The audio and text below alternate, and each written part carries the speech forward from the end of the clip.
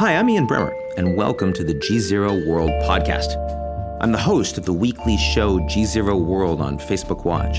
In this podcast, we share extended versions of the big interviews from that show. This week, I sit down with global economist and author Dambisa Moyo, who studies the intersection of geopolitics, business, and economics in an increasingly unstable world. She serves on the board of Barclays Bank and Chevron, and she's advised more than a few Fortune 500 companies. She was named by Time magazine as one of 100 most influential people in the world. In Dambisa's free time, she likes to relax by running marathons. I'll ask her about her increasingly bleak views on the future of the global economy. Let's get to it.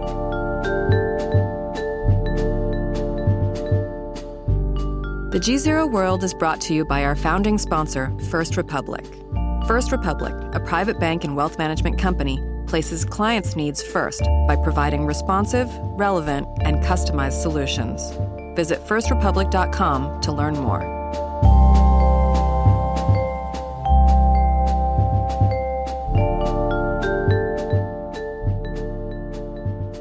I'm with the global economist and best-selling author, Dambisa Moyo. She is on many boards, Chevron right now, Barclays Bank, has been on Time 100 most influential leaders in the world list, and delighted to have her here with me today. Thank you. Happy to be here. So Dambisa, so much to talk about, but I mean, as you know, I think about where we are in the global economy right now, and you have been decidedly more negative than most.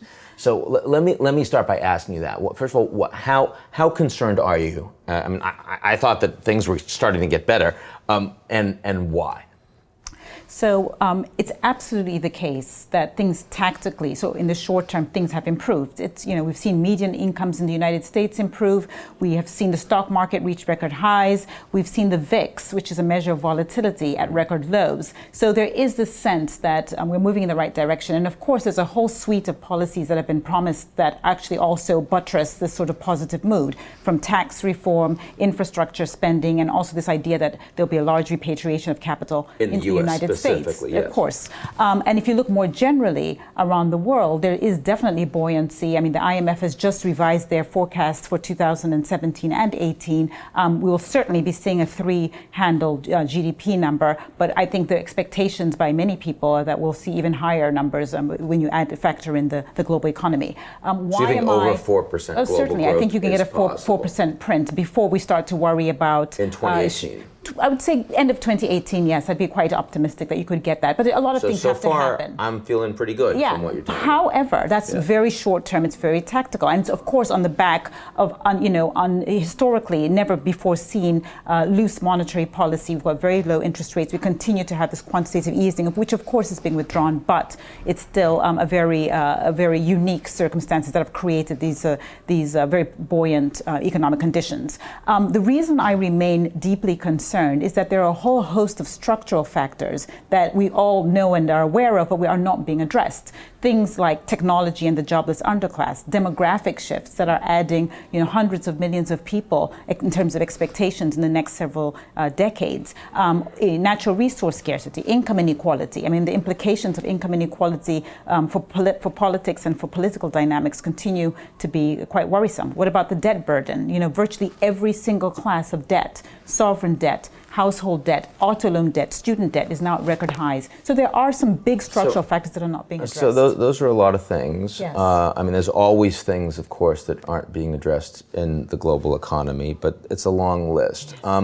Maybe before I ask you about them individually, let me say, what kind of urgency do you think there is? I mean, because some of these things, when you talk about demographics, you talk about, sort of automation, they're longer term.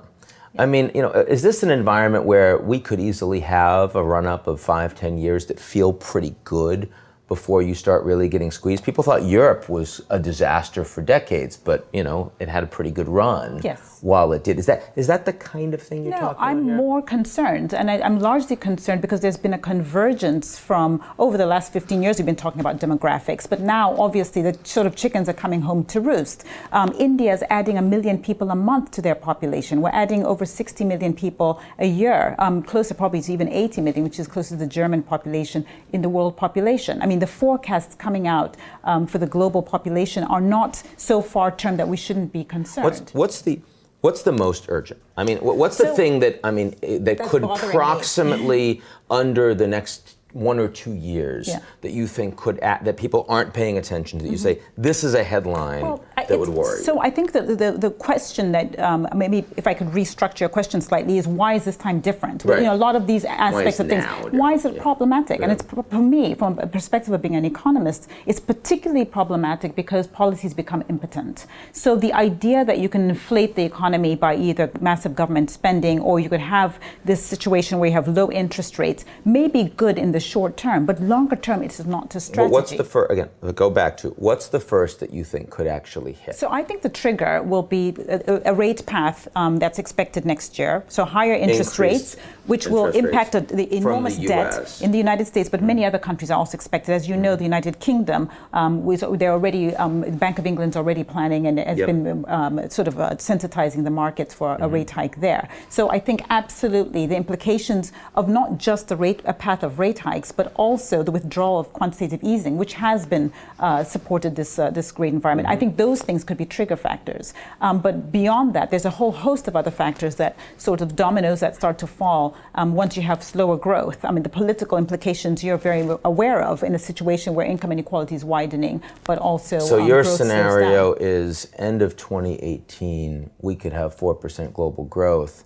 2019, 2020, suddenly it looks dramatically worse. But those forecasts are heavily hinged on what happens in the United States with public policy. So I can sit here and give you the most optimistic scenario and say, yes, it could be a 4% print next year. But that really relies on getting some reasonable tax reform. I mean, there already is speculation that it might be much more of a drip feed as opposed to a massive overhaul in terms of taxation. So those types of implications have really deep impact in terms of what capital allocation decisions and investment decisions corporations are making. And I'm sure that the dividend to retained earning ratio for many of the big corporations, so this is the amount of money that companies are paying back as dividends, is now over 100%. To me, that is very emblematic of a concern by CEOs that they are worried about the reinvestment prospects and generating capital. Now, that implies that if you bring back an awful lot of money, you repatriate it, that why are the companies going to do anything different with it than they do right now? I think you will need a policy diktat. I mean, in the past, we have seen a situation where money was allowed to flow back into the United States in the 1980s, but a lot of that money was simply used to repay shareholders in terms of dividends. I think in this environment, I mean, there are ways for government to say, well, we're happy for you to bring back your money and 10% tax rate, but you have to spend X% of it on retooling or infrastructure investment. Or some take. So if it's simply a repatriation with them paying taxes, that would not be an effective policy. It's not enough. I think given where the global growth and specifically the growth in the United States, the prospects for growth in the United States, and the challenges that I've mentioned, the low participation rates in labor, etc., we need more aggressive public policy, it would seem, than just sort of very superficial plans. Now, do you think that a significant reduction in the corporate tax rate is the right policy, should be a priority, with growth being what it is right now in the U.S. and the markets being what they are? I think it may certainly mask in the short term what I consider to be more structural long-term problems. So, for example, if you're the CEO of, take your company, X, Y, or Z, you could see a vast amount of money coming back into the company, but you have to still make a pitch to the board and to your fellow colleagues that there are reasonable growth prospects whether in the United States or globally, that could actually generate a significant return to the cost of capital. I think a lot of CEOs are worried because the policy environment is so incredibly volatile. I mean, it's not obvious what happens in terms of globalization. There's still a lot of ambiguity into whether companies are going to have to be more siloed. So this idea of being able to, what they call the carry trade, borrow money cheaply in the US, invest in Brazil, those types of trades are under threat. And so it's not simply money just coming back. I mean, it's much more about the need to see fundamental structural change to the global policy environment that we have right now. Now, when you sit on a lot of boards and they're having these conversations, from their perspective, is it just a give us this money right now, like we're happy because we're the ones that see the gain, or are they equally worried that this isn't sustainable? How short-termist do you feel these boards and this leadership I think are the right short-termism has absolutely seeped into the psychology of not just the corporations, but also of investors. So investors not only want to see dividends coming back to them in the form of capital gains or even share buybacks, but they also are deeply concerned about the long-term sort of longevity of these corporations. I mean, just look at the data. In the past 10 years, we've gone to half of the stock number of companies that are trading on the stock markets. People don't have a lot of faith, or they're deeply concerned about what the prospects for companies that have quarterly earnings are. We've also seen the tenure of CEOs decline quite dramatically. In the 1970s, a CEO hung around for about 10 years, and that's much. Now it's much shorter. Not just for the CEOs, but for CFOs as well. That, to me, is very reflective of this sort of cultural concern around long-term investing, but also in terms of viability of these companies. Is capitalism working from an American or from a global perspective, in your view? Well, I think it's absolutely clear it needs to be reformed somewhat. I mean, I myself am a red-blooded capitalist. I mean, I do believe in investing in innovation and really trying to encourage the differentiation of expertise. And I think that really is a backbone of capitalism. But it's fair to say that we do have reasonable concerns around the short-termism that has come in and seeped into the psychology. But also, we can't overlook things like income inequality, which is so deeply entrenched. You cannot have viable businesses in a place where people are feeling that they're unable to participate not only today, but their prospects for social mobility and improvement of their livelihoods is not good. I mean, that is just not a viable strategy for a capitalist ethos. So let's go back now to your list of concerns and woes for the global economy, hit you on each of them and see how you respond. So the first, you said demographics, right? And you talked about the explosion globally, the explosion in India. Now, I remember that book, The Population Bomb. I think it was in the 70s. Gosh, maybe even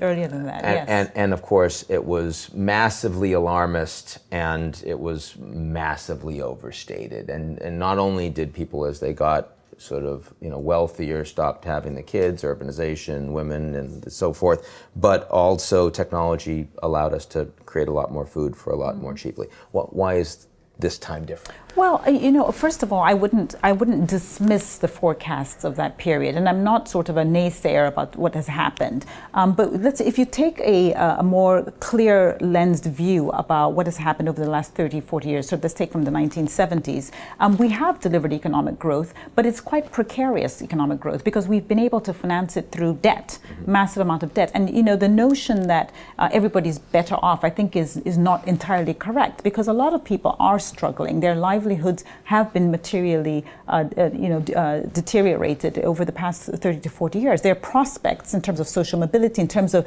the prospects of their children, have been materially impacted. And so I think it's a bit simplistic to just say, oh, it's all been wonderful and they were wrong. In terms of where we are today, the UN forecasts that by 2075, 40% of the world's population will be from Africa. From Africa. I mean, that is an enormous enormous And right shift. now it's what, 15? It's about 15%, yes. And so, I mean, that if you just think about that statistic, I mean, you know, how many companies do you and I interact with which don't have that on their radar? It's not that far away, That's right. you know. And if we don't even just take, I'm picking on Africa right now, but if we don't actually take that seriously, we could have a population, you know, implications in terms of disorderly immigration. There are lots of knock-on effects that could emerge if we don't have a very strategic and powerful solution to creating economic growth globally. But isn't the question of African demographic growth rates massively uncertain on the basis of how much growth, how much famine, and all the rest? I mean, I remember Hans Rosling, the great Swedish demographer, before he died.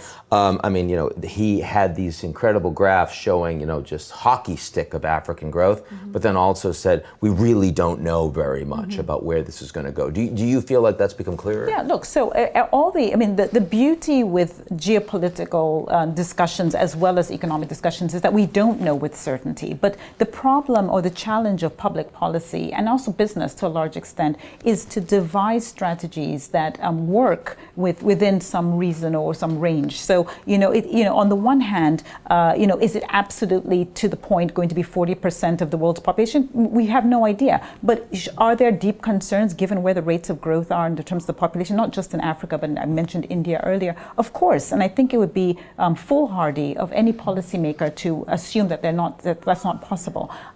If nothing else, a lot of the statistics that we're looking at, not just in population, but a whole range of other things, have actually shown up later, but they've shown up to the downside and to a bigger risk than we had expected. And I think the financial crisis is a good example, not demographics, but how, you know, when bad things show up, they do show up later. But when they do show up, they're later and they're much bigger than expected, as Dornbusch had said. But to the extent that we're concerned about demographics going forward, it's, in your view, it's overwhelmingly the African concern long-term. I think the skew is absolutely in Africa, but it's also in places like India. I think that they have in the past adopted quite aggressive policies to manage their population growth much earlier than China with their one-child policy. But I think this is absolutely one of the key drivers for the projections for global prospects in the next century. Now, a second piece of that, which you also mentioned before, was the issue of where do the jobs come from, given automation, AI, and all the rest. Now, Jeff Bezos, a few weeks ago, told me that he believed that AI was going to create even more jobs than we have now, and that this is nothing new. You see it differently. Well, it may very well be the case, but once again, from the lens of public policy, we cannot form public policy or opine on future growth based on things that are not entirely clear to us today. So in 1900, 60% of the American population was involved in agriculture. Today it's less than 3%, but some more aggressive estimates is less than 2%.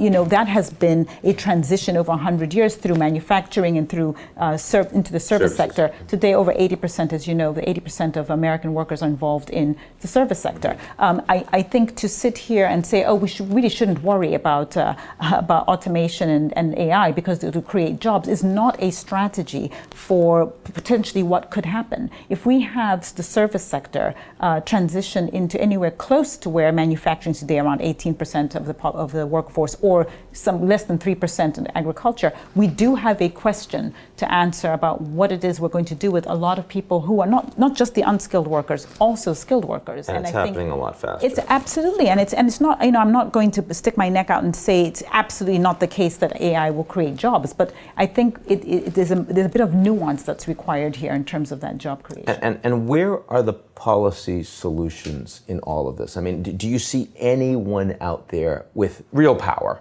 that gives you hope that we're starting to address the issues? So that's a brilliant question, and I think that there's sort of two answers to it. On the one hand, as I intimated earlier, it is absolutely the case that public policy has become quite impotent. The tools that we traditionally use, particularly in economics, but also in geopolitical engagement, are no longer valid. So in economics, both fiscal and monetary policy have become more challenged. From the perspective of geopolitical engagement, as you will know better than I am sure, is, you know, the sort of emergence of non-state actors. And I'm not talking about ISIS only. I'm talking about wealthy philanthropists who are underwriting public goods. that whole change in the dynamic means that we have these tools that we relied on in the 20th century need not apply as effectively as they have in the past. So that's one issue. The other issue really pertains to the fact that that governments have tried the toolkit that we have used in the past, meaning we've had left-leaning policies, so tax and redistribution, and frankly, they have failed to deliver in terms of long-term sustainability. Think about income inequality as an example. But we've also tried the more right-wing approach, which is much more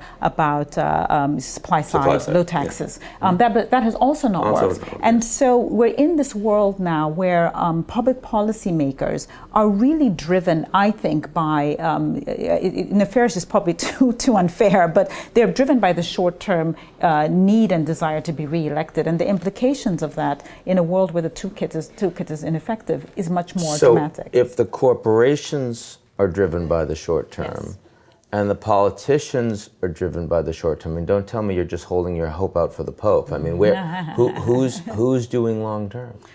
Well, we do have sovereign wealth funds, pensions ostensibly should be thinking about the long term. And I do think that there is scope in that regard. I'm not a big bureaucrat. I don't really love lots of government interference and involvement, but I do think in these types of environments, government does have an important role to play. So for example, just to give you a very specific policy initiative, if governments in the United States said, you know what, pension funds, this is our money as the average citizen, we're putting money into these pension funds, we should care about infrastructure, for example, and so we're going to insist that X percentage of the pension money goes to support infrastructure. I can't imagine that the average citizen will find that hard to swallow. Of course, there'll be people who say, well, I don't want the government interfering, but I do think there has to be some kind of a match of assets and liabilities that works for society. So, and I'm quite optimistic that mood is coming. And one other thing you raised was resource scarcity. Not something I hear about much,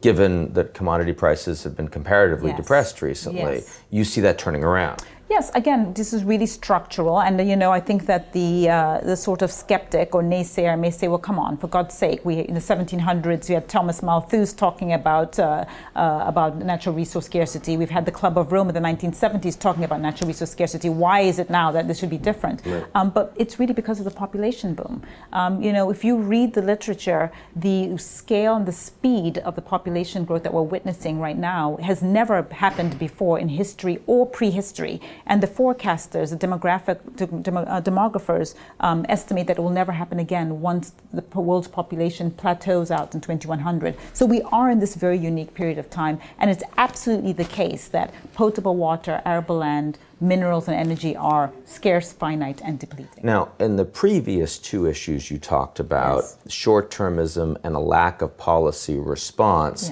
was a real problem. Yes. Now here, you could at least argue that the efforts to create technological responses for inexpensive food, for cleaner water, for solar power, all these things. That's happening kind of full steam ahead, wouldn't you say that? I wouldn't say full steam ahead. I think there are certainly efforts. I mean, I think my concern is that the leaders of things like desalination are largely emerging market countries. So, take China, take Saudi Arabia, and this is not to say it's a bad thing. I mean, I live in a world I hope for. I hope for a world where innovation and transformation come from anywhere on the planet, but it would seem to me that you want the countries that have a legacy of great history of delivering on R&D to be at the forefront of developing a lot of the innovation in healthcare and education, in natural resources. And I worry quite a bit that we don't see a lot of the big Western countries, the United States and other countries really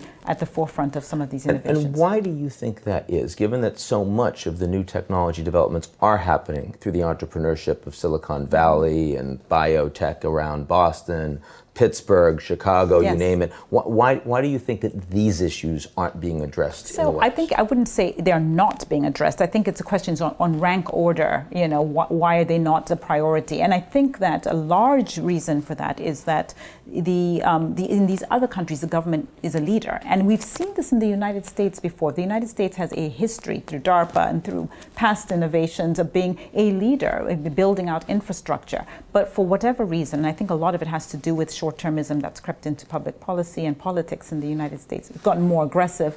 I think that the U.S. government is taking a much more of a back seat in supporting a lot of these innovations. And whether it's in nuclear or some of the other areas that you mentioned already, I think that there's much more scope for government there. Dambisa Moyo, a heroine of the Tennessee Valley Authority in the United States. We'll promote that, but wonderful being with you today, and Thank you. I'm sure we'll do it again. Thank you.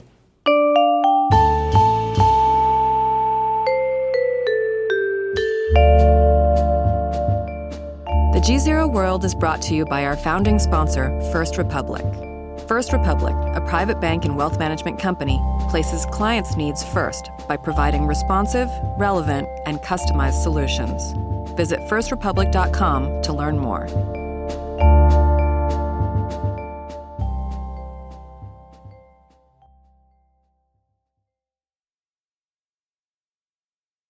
You're listening to the GZERO World with Ian Bremmer podcast, your weekly geopolitical deep dive into the world's biggest news stories, featuring in-depth conversations with global leaders and newsmakers. To get more of GZERO's insights on global politics every morning, sign up for our free newsletter, GZERO Daily, at gzeromedia.com.